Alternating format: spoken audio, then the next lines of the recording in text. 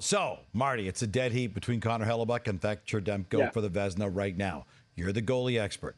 You see the guys through the eyes of a former pro who's been there and sees things that maybe we don't. So, who deserves the Vezina right now?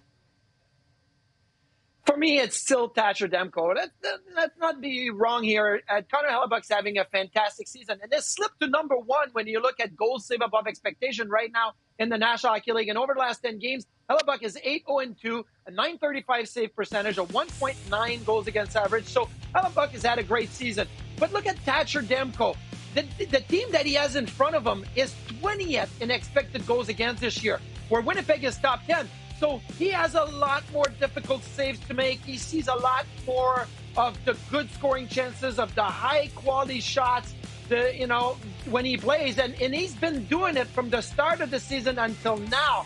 So when I look at Thatcher Demko, I'm thinking, look, his game is only going to continue to rise. And he's been so consistent. And consistency is a big part for me when I look at the top goaltenders in the NHL. And maybe we're getting a little tired, too, because Connor Hellebuck has won a Vezina and has been there. So maybe that's why I'm looking at Demko. But I think he's been so spectacular that I still have him as my favorite for the Vezina Trophy. All right, so that's who you're saying has played the best. But which goalie is having the biggest impact on his respective team?